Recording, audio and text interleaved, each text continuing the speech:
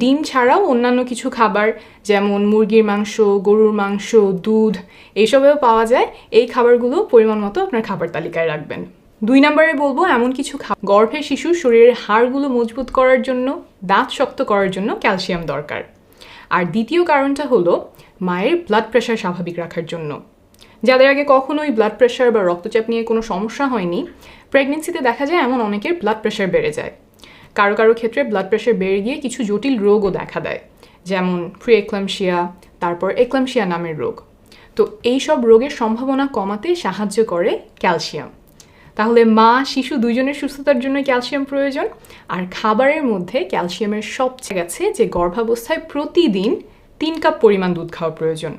দুধ দিয়ে তৈরি খাবার দই খেলে একটু হজমে সমস্যা হয়, এমনটা হলে অন্যান্য সব খাবার থেকে ক্যালসিয়াম নিতে হবে, যেমন শাক, ব্রকোলি, কাঠবাদাম এইসব থেকেও ক্যালসিয়াম পাওয়া যায়। কিন্তু আপনার যদি মনে হয় যে আপনি খাবার থেকে পর্যাপ্ত পরিমাণে ক্যালসিয়ামটা নিতে পারছেন না, তাহলে অবশ্যই আপনার ডাক্তারকে জানাবেন। তিনি দেখতে পারবেন যে আলাদা করে আপনার ক্যালসিয়াম ট্যাবলেট লাগবে কিনা। আর গর্ভকালীন সময়ে ক্যালসিয়াম এতটাই গুরুত্বপূর্ণ যে গর্ভাবস্থার প্রথম 3 মাস শেষ হওয়ার পর 4র্থ মাস থেকে আমরা সবাইকে আলাদা করে এমনিতেই ক্যালসিয়াম ট্যাবলেট খেতে বলি। এই ভিডিওটা গর্ভাবস্থায় পুষ্টিকর খাবার নিয়ে, তাই আমি ক্যালসিয়াম ছাড়াও আরও কী কী ভিটামিন খেতে হবে গর্ভাবস্থায়, কোন কোন নিয়ম মেনে খেতে হবে সেগুলো নিয়ে আলোচনা করছি না বলি। শাকে ভালো পরিমাণে ফোলেট ও আয়রন থাকে। মায়ের ফোলেটের যদি অভাব হয় তাহলে শিশুর নানান ধরনের জন্মগত ত্রুটি হতে পারে। খুব অল্প কিছু ক্ষেত্রে মাথার খুলিটা পুরোপুরি তৈরি না হয়ে শিশু জন্মাতে পারে, তখন কয়েক ঘন্টার বেশি সাধারণত শিশু বাঁচতে পারে না। তো মা বাবার জন্য এটা খুবই কষ্টদায়ক ঘটনা, কিন্তু এখন এমন হওয়া অনেক কমে গেছে, কারণ গর্ভাবস্থায় ফোলেটের উপর অনেক জোর দেওয়া হয়। খাবার থেকে তো ফোলেট নিতে বলা হয়ই, পাশাপাশি যেহেতু এটা এতটা গুরুত্বপূর্ণ, গর্ভবতী মায়েদেরকে আমরা আলাদা করে ফোলিক অ্যাসিড ট্যাবলেট খেতে বলি। আর শাক থেকেও এই পুষ্টি উপাদানটা পাওয়া যায়। তারপর আয়রন নিয়ে বলি, মায়ের শরীরে নতুন রক্ত তৈরি করতে আয়রন দরকার হয়। আয়রনের অভাব হলে মায়ের শরীরে রক্ত স্বল্পতা হতে পারে, শিশুর ওজন কম হতে পারে, সময়ের আগেই প্রসব হয়ে যেতে পারে। আর সময়ের আগে প্রসব হওয়া মানে যে কিছুদিনের জন্য অসুবিধা সেইটা না, বড় হওয়ার পরেও এটা সন্তানকে নানানভাবে ভোগাতে পারে। লাখ লাখ মানুষের উপরে অনেক বছর ধরে গবেষণা করে দেখা গেছে, যারা সময়ের আগে জন্মেছে তাদের আগেই বিভিন্ন ধরনের রোগ হওয়ার সম্ভাবনা কিছুটা বেশি থাকে, যেমন হার্টের রোগ, ডায়াবেটিস, হাই ব্লাড প্রেশার, কিডনির রোগ। এই রোগগুলো দেখা দেওয়ার সম্ভাবনা কিছুটা বেশি থাকে যাদের সময়ের আগেই জন্ম হয়। তো এই যে 2টা পুষ্টি উপাদানের কথা বললাম, ফোলেট এবং আয়রন, এই 2টাই গর্ভাবস্থায় এতটা গুরুত্বপূর্ণ যে আমরা খাবারের পাশাপাশি এগুলো আলাদাভাবে ট্যাবলেট হিসেবেও খেতে বলি। আর খাবারের মধ্যে এই 2টা পুষ্টি উপাদানের খুব ভালো একটা উৎস হলো শাক। আর এগুলোর পাশাপাশি শাকে অন্যান্য আরও অনেক ধরনের ভিটামিন মিনারেল আছে, তাই গর্ভাবস্থায় নিয়মিত শাক খাওয়ার চেষ্টা করবেন। পারলে প্রতিদিনই কোনো না কোনো ধরনের শাক খাবেন। পালং শাক, পুঁই শাক, ডাঁটা শাক, পাট শাক, লাউ শাক, কলমি শাক, কচু শাক, হেলেঞ্চা শাক, যখন আপনি যেটা হাতের কাছে পান। তবে অবশ্যই রান্নার আগে ভালো করে শাক ধুয়ে নেবেন, না হলে সেখান থেকে শরীরে ক্ষতিকর রোগজন, সেটা আগে একটু বলি। আপনারা জানেন যে আমাদের শরীর কিছু ভিটামিন জমিয়ে রাখতে পারে, যেমন ভিটামিন ডি জমিয়ে রাখতে পারে, কিন্তু ভিটামিন সি এর ক্ষেত্রে তেমনটা না। আমাদের শরীর ভিটামিন সি জমিয়ে রাখতে পারে না, আবার ভিটামিন সি এসে তৈরিও করতে পারে না। তাই প্রতিদিন আমাদেরকে খাবার থেকেই ভিটামিন সিটা নিতে হয়। প্রেগনেন্সিতে শরীরে অন্য সময় থেকে বেশি ভিটামিন সি প্রয়োজন হয়। ভিটামিন সি কেন দরকার হয়? শিশুর দাঁতের মাড়ি এইসব তৈরিতে সাহায্য করে ভিটামিন সি। মজবুত হাড় গঠন করতে ভিটামিন সি প্রয়োজন হয়। আর শরীর যেহেতু ভিটামিন সি জমিয়ে রাখতে পারে না, সেই জন্য গর্ভাবস্থায় প্রতিদিন ভিটামিন সি আছে এমন খাবার খাওয়ার প্রয়োজন। আমরা সাধারণত চিন্তা করি যে শুধুমাত্র টক জাতীয় ফল থেকেই বুঝি ভিটামিন সি পাওয়া যায়। টক জাতীয় ফল ছাড়াও আরও অন্যান্য অনেক ধরনের খাবার থেকেও ভিটামিন সি পাওয়া যায়। আমি এখানে কয়েক ধরনের খাবারের কথা বলে দিচ্ছি যেখান থেকে ভিটামিন সি পাওয়া যায়। এগুলো জানা থাকলে আপনার যখন যেটা সুবিধা সেগুলো খাবার তালিকায় রাখতে পারবেন, যেমন টমেটো, ফুলকপি, বাঁধাকপি, ক্যাপসিকাম, ব্রকোলি, করলা, কাঁকরোল। তারপর একটু আগে যে শাকের কথা বললাম, শাক থেকে ভিটামিন সি পাওয়া যায়। আর ফলের মধ্যে আমড়া, জাম্বুরা, বরই, কমলা, মালটা, স্ট্রবেরি, কিউই ফল, এগুলো থেকে যে বেশ ভালো পরিমাণে ভিটামিন সি পাওয়া যায় সেটা আপনারা অনেকেই জানেন। সবজি রান্নার সময় একটা জিনিস খেয়াল রাখবেন যে তাপে কিন্তু ভিটামিন সি নষ্ট হয়। তাই অনেক তাপে বা অনেকক্ষণ ধরে সবজি রান্না করলে ভিটামিন সি নষ্ট হয়ে যেতে পারে। তাই সবজি অল্প সময় তাপ দিয়ে রান্না করার চেষ্টা করবেন যাতে ভিটামিন সি নষ্ট না হয়ে যায়।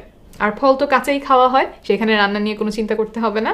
টমেটোও কিন্তু কাঁচা খাওয়া যায়, সুন্দর করে কেটে সালাদ করে খেয়ে ফেলতে পারেন, সেখান থেকেও আপনি ভালো পরিমাণে ভিটামিন সি পাবেন। এর 3টা কারণ বলি। প্রথম কারণ, আমাদের শরীরে যে পরিমাণে প্রোটিন বা আমিষের দরকার হয় আমরা অনেকেই সেটা প্রতিদিন খাই না, কারণ আমাদের খাবারের মধ্যে ভাতটাই অনেক বেশি খাওয়ার অভ্যাস। কিন্তু প্রেগন্যান্সির সময়ে শরীরের প্রোটিনের চাহিদা মেটানো এমনি সময়ের চেয়ে আরও বেশি গুরুত্বপূর্ণ, কারণ প্রোটিন গর্ভের শিশুর মাংসপেশি তৈরিতে সাহায্য করে। তো এখন প্রোটিন কোত্থেকে পাওয়া যাবে? বিশেষ করে মাছ, মাংস, ডিমে প্রোটিন বেশি থাকে। কিন্তু প্রেগন্যান্সির সময় দেখা যায় যে কেউ কেউ মাছ বা মাংস খেতে পারছেন না, কারণ এসবে গন্ধ লাগে, বমি বমি ভাব হয়, আর তখন দেখা যায় প্রোটিন খাওয়া আরও কমে যায়। তো মাছ মাংস ছাড়াও ডাল হচ্ছে প্রোটিনের খুব ভালো একটা উৎস। তাই প্রেগন্যান্সির সময় আপনি নিয়মিত ডাল খেতে পারেন, এতে করে প্রয়োজনীয় প্রোটিনের চাহিদা মেটানো সহজ হবে। এখন আসি 2 নাম্বার কারণে। অনেকের দেখা যায় সারা জীবনে কোনোদিন কোষ্ঠকাঠিন্য হয় না, কিন্তু প্রেগন্যান্সির সময় খুব প্রকট কোষ্ঠকাঠিন্যে ভোগেন। এমনকি গর্ভধারণের সময় অনেকের কোষ্ঠকাঠিন্য থেকে পাইলস বা অর্শরোগ দেখা দেয়, যেটা প্রেগন্যান্সির পরেও অনেককে ভোগাতে থাকে। তাই এই প্রেগন্যান্সির সময়টাতে কোষ্ঠকাঠিন্যের ব্যাপারে সচেতন থাকাটা খুব গুরুত্বপূর্ণ, এবং এখানেই আসছে ডালের উপকারিতা। ডালে ভালো পরিমাণে ফাইবার থাকে, আর এই ফাইবার কোষ্ঠকাঠিন্য রোধ করতে সাহায্য করে। গর্ভকালীন সময় আপনার যদি কোষ্ঠকাঠিন্য হয়ে যায় তাহলে কি করবেন সেটা আমি আসি গর্ভাবস্থায় ডাল খাওয়ার 3 নাম্বার কারণে। অনেক নারীর ক্ষেত্রে গর্ভকালীন সময়ে প্রথমবারের মতো ডায়াবেটিস দেখা দেয়। এই ডায়াবেটিস মা ও গর্ভের শিশু দুজনের নিরাপত্তাকেই ঝুঁকিতে ফেলে, তাই গর্ভকালীন সময়ে যাতে ডায়াবেটিস না হয় সেই দিকেও খেয়াল রাখা প্রয়োজন। আর ডাল এই ক্ষেত্রেও সাহায্য করে। ডালে থাকা ফাইবার রক্তে সুগারের পরিমাণটা স্টেবল রাখতে সাহায্য করে, স্থিতিশীল রাখতে সাহায্য করে, এবং ডায়াবেটিস হওয়ার সম্ভাবনা কমায়। আমি একটু সময় নিয়ে 3টা কারণ বুঝিয়ে বললাম। আশা করি আপনারা ডালের উপকারিতাটা বুঝতে পেরেছেন। এছাড়াও কিন্তু ডালে আরও অনেক উপকারিতা আছে, যেমন এতে আয়রন, ক্যালসিয়াম, ফোলেট ইত্যাদি পুষ্টি উপাদানও আছে। এখন আপনি প্রশ্ন করতে পারেন যে কোন ডাল খাবেন?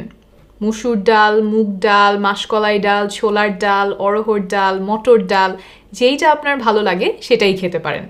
আর রান্নার ক্ষেত্রে একটাই পরামর্শ খাই, অস্বাস্থ্যকর খাবার খাই, এইটা প্রেগন্যান্সির সময় এড়িয়ে চলা বিশেষ গুরুত্বপূর্ণ। তাহলে নাস্তায় কি খাবেন? নাটস অ্যান্ড সিডস, অর্থাৎ বিভিন্ন ধরনের বাদাম ও বীজ খেতে পারেন। এগুলো হচ্ছে পুষ্টির এক একটা মিনি প্যাকেট। গবেষকেরা বিশ্বের সবচেয়ে পুষ্টিকর 100 খাবারের তালিকা করেছেন। সেই তালিকায় সবার উপরে 1 নম্বর পুষ্টিকর খাবার হচ্ছে কাঠবাদাম, 5 নম্বরে চিয়া সিডস, 6 নম্বরে মিষ্টি কুমড়ার বীজ। তো শুধু কাঠবাদাম, চিয়া সিডস, মিষ্টি কুমড়ার বীজই না, প্রায় সব ধরনের বাদাম ও বীজেই অনেক পুষ্টি গুণাগুণ আছে। যেমন চীনাবাদাম থেকে ফলিক অ্যাসিড আর কোলিন পাওয়া যায়, যেটা শিশুর ব্রেইন গঠনে সাহায্য করে। ওয়ালনাট বা আখরোটে আছে ওমেগা 3 ফ্যাট, এইটাও শিশুর ব্রেইন গঠনে খুব খুব গুরুত্বপূর্ণ। আবার সূর্যমুখীর বীজে ভালো পরিমাণে ভিটামিন B6 আছে, যেটা নতুন রক্ত তৈরিতে সাহায্য করে। তাই নাস্তায় আপনি 10-15টা বাদাম খেতে পারেন। পরিমাণটা একটু খেয়াল রাখবেন, অল্প করে খাবেন, কারণ বাদাম আর বীজে অল্পতেই অনেক ক্যালোরি থাকে। বেশি খেলে অতিরিক্ত ওজন বেড়ে যাওয়ার একটা সম্ভাবনা